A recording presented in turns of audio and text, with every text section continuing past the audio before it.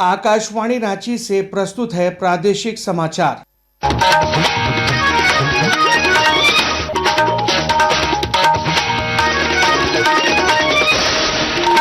प्रादेशिक समाचारों के साथ मैं राहुल शर्मा।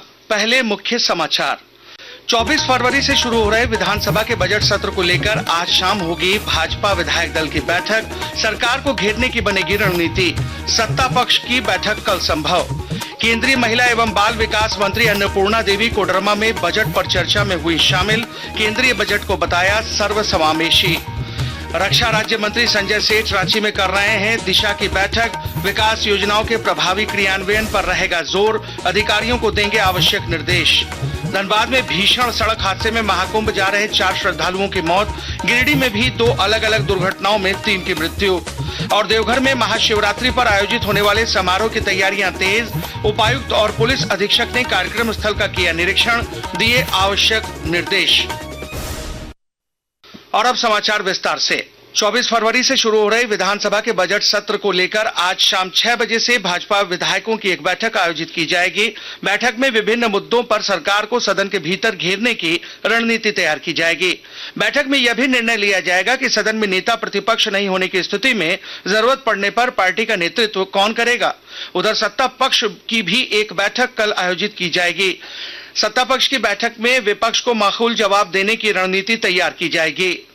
केंद्रीय महिला एवं बाल विकास मंत्री अन्नपूर्णा देवी ने केंद्रीय बजट को सर्वसमावेशी बताया है। कोडरमा के झुमरी तलैया स्थित शिव वाटिका में केंद्रीय बजट पर आयोजित परिचर्चा में केंद्रीय मंत्री ने कहा कि इस बजट में प्रधानमंत्री नरेंद्र मोदी के विकसित भारत के संकल्प को पूरा करने के कई प्रावधान किए गए हैं। उन्होंने कहा कि बजट को लेकर सभी वर्गों में उत्साह है। ये बजट सर्वसमावेशी बजट है। ये बजट भविष्योन्मुखी है और जैसा माननीय प्रधानमंत्री जी कहते हैं, ये नारी, युवा, किसान और गरीब उनके लिए, उनको आगे बढ़ाने के लिए 2047 का ये एक पाथवे है बजट। रक्षा राज्य मंत्री संजय सेठ आज रांची के श्री कृष्ण लोक संस्थान ATI में दिशा की महत्वपूर्ण बैठक कर रहे हैं। श्री विकास कार्यों की प्रगति की भी वे समीक्षा कर रहे हैं। योजनाओं के प्रभावी क्रियान्वयन पर उनका जोर है। बैठक में कई अन्य सांसद, विधायक और प्रशासनिक अधिकारी मौजूद हैं। खूंटी जिले में नशे के कारोबार के खिलाफ व्यापक अभियान चलाया जा रहा है। इस सिलसिले में पुलिस ने 4 तस्करों को गिरफ्तार किया है। पुलिस ने 4.5 लाख रुपए से ज्यादा मूल्य की अफीम भी बरामद की है। SDPO वरुण रजक ने बताया कि अफीम की बरामदगी अड़की थाना क्षेत्र के गुदबेड़ा गांव के ग्राम प्रधान के पास से हुई है। अड़की थाना अंतर्गत 2 व्यक्तियों को गिरफ्तार किया गया है। अड़की थाना के गुरबेड़ा का ग्राम प्रधान की भी गिरफ्तारी हुई है और ग्राम प्रधान की निशानदेही पर 919 ग्राम अवैध अफीम भी बरामद किया गया है। साथ ही एक अन्य व्यक्ति ढेवा मुंडा की भी गिरफ्तारी अड़की थाना क्षेत्र अंतर्गत की गई है। इसी संदर्भ में खूंटी थाना क्षेत्र में और साइको थाना क्षेत्र में एक गिरफ्तारी अफीम के खेत में काम करते हुए की गई है। अब तक करीब 10,200 एकड़ में अवैध अफीम का विनिष्टीकरण किया जा चुका है और 83 गिरफ्तारी अभी तक हम लोग किए हैं। डुमरी विधायक जयराम महतो ने कोयला के अवैध कारोबार के खिलाफ कार्रवाई की है। श्री महतो अपने समर्थकों के साथ सड़क पर उतरे और गिरिडीह जिले के डुमरी थाना क्षेत्र अंतर्गत टोल प्लाजा IBP के समक्ष कई गाड़ियों के कागज चेक किए। विधायक ने 2 कोयला लदे ट्रक को डुमरी थाना के हवाले कर दिया। विधायक का कहना है कि झारखंड से बड़े पैमाने पर कोयले की तस्करी की जा रही है और पुलिस प्रशासन रोक पाने में अक्षम साबित हो रही है। आकाशवाणी के ताजा तरीन समाचारों के लिए आप हमारी वेबसाइट newsonair.gov.in पर लॉग ऑन कर सकते हैं। ताजा समाचार X handle @AIR news alerts और Facebook page all India radio news पर भी उपलब्ध हैं। आप प्रादेशिक समाचार एकांश के X हैंडल @AIR न्यूज_रांची और Facebook page Akashvani news Ranchi, Instagram page तथा YouTube channel AIR news Ranchi पर भी हमारे बुलेटिन सुन सकते हैं। प्रादेशिक समाचार आप आकाशवाणी रांची से सुन रहे हैं। धनबाद में कोलकाता दिल्ली हाईवे पर राजगंज के दलुडी में 6 लेन पर एक तेज रफ्तार स्कॉर्पियो सड़क किनारे खड़े ट्रक से जा टकराई। हादसे में स्कॉर्पियो सवार सभी 4 लोगों की मौत हो गई। इधर स्कॉर्पियो के पीछे से आ रही दूसरी कार का चालक भी असंतुलित हो गया और वाहन स्कॉर्पियो से जा टकराया। उसमें सवार 4 लोग गंभीर रूप से जख्मी हुए हैं। उनको स्थानीय लोगों ने उपचार के लिए अस्पताल पहुंचाया। हादसे में मृत लोग बंगाल के हुगली जिले के कमरपुकुर गांव के रहने वाले थे। ये सभी कुंभ स्नान को लेकर प्रयागराज जा रहे थे। गिरिडीह जिले में 2 अलग अलग सड़क दुर्घटनाओं में 3 लोगों की मौत हो गई। पहला हादसा गिरिडीह धनबाद पथ पर ताराटांड थाना क्षेत्र के बड़की टांड जंगल के पास हुआ, जहां एक मोटरसाइकिल असंतुलित होकर एक पेड़ से जा टकराई। हादसे में 2 युवकों की मौत हो गई। दोनों नवयुवक छात्र बताए जाते हैं। छात्रों की पहचान प्रियांशु सिंह और मुरारी सिंह के रूप में हुई है। दूसरी दुर्घटना गिरिडीह बेंगाबाद पथ पर सीहोडी की है, जहां एक पत्थर लोड मालवाहक वाहन का टायर फट गया और मोटरसाइकिल सवार कांग्रेसी नेता सुरेंद्र सिंह के ऊपर पत्थर का एक टुकड़ा जा गिरा, जिससे उनकी मौत हो गई। प्रयागराज महाकुंभ से वापस लौटते वक्त जौनपुर के पास सड़क हादसे में मृत सभी 7 लोगों का शव हजारीबाग लाया गया।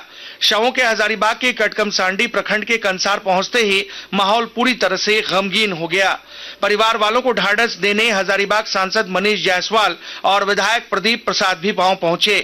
उन्होंने पीड़ित परिवार को हर संभव मदद देने का भरोसा जताया। गौरतलब है कि 20 फरवरी को एक सड़क हादसे में हजारीबाग के 7 लोगों की मौत हो गई थी। देवघर एयरपोर्ट पर अब कम विजिबिलिटी में भी यात्री विमान लैंड कर सकेंगे। विस्तृत ब्यौरा दे रहे हैं हमारे संवाददाता। देवघर एयरपोर्ट की सुविधा में भी अब बढ़ोतरी की गई है। अब कम विजिबिलिटी में भी यात्री विमान देवघर एयरपोर्ट पर लैंड करने में सक्षम होंगे। यह महज 550 मीटर विजिबिलिटी में विमानों की लैंडिंग होगी। इस तरह देवघर बिहार झारखंड का इकलौता एयरपोर्ट होगा जहां ऐसी विजिबिलिटी में विमान उतर सकेगा। रनवे पर 900 मीटर तक कट 1 अप्रोच लाइट लगाए गए हैं। देवघर एयरपोर्ट 3 साल की यात्रा पूरे करने से पहले ही बिहार झारखंड में अव्वल हो गया है इस तरह की सुविधा को लेकर। कुमार अम्बस्ट, आकाशवाणी समाचार, देवघर। देवघर में शिवरात्रि को लेकर आयोजित होने वाले समारोह की तैयारियां तेज कर दी गई हैं। इस सिलसिले में आज जिले के उपायुक्त विशाल सागर ने पुलिस अधीक्षक के साथ कार्यक्रम स्थल का जायजा लिया। इस मौके पर उपायुक्त ने बताया कि शिव बारात महोत्सव को भव्य स्वरूप दिया जा रहा है।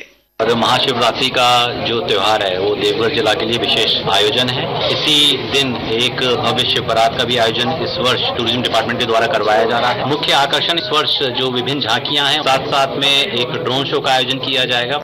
मौसम विभाग ने राजधानी रांची समेत राज्य के 14 जिलों में आज आंधी बारिश और ओलावृष्टि का ऑरेंज अलर्ट जारी किया है। कहीं कहीं वज्रपात भी हो सकता है। जिन जिलों में आज पश्चिमी विक्षोभ का असर रहेगा उनमें रांची के अलावा कोल्हान और पश्चिम बंगाल से सटे इलाके शामिल हैं। FIH pro league hockey tournament में भारतीय पुरुष टीम का आज फिर आयरलैंड से मुकाबला होगा। मैच शाम 7:30 बजे शुरू होगा। इससे पहले कल रात भारतीय टीम ने आयरलैंड को 3-1 से हरा दिया। FIH pro league hockey tournament में भारतीय पुरुष टीम ने कल रात भुवनेश्वर में आयरलैंड को 3-1 से हरा दिया। भारतीय टीम 5 मैचों में 9 अंक के साथ अंक तालिका में 5वें स्थान पर है। और अब संक्षिप्त खबरें। प्रतिबंधित नक्सली संगठन तृतीय सम्मेलन प्रस्तुति के फरार कमांडर अनिल भूइया को पलामू पुलिस ने गिरफ्तार कर लिया है। पुलिस को लंबे समय से अनिल भूइया की तलाश थी। लिंक रेक के विलंब से चलने की वजह से ट्रेन संख्या 20839 रांची नई दिल्ली राजधानी एक्सप्रेस के प्रस्थान समय में आज परिवर्तन किया गया है। यह ट्रेन अपने निर्धारित समय शाम 6 बजे के स्थान पर रात 11 बजे रांची से प्रस्थान करेगी।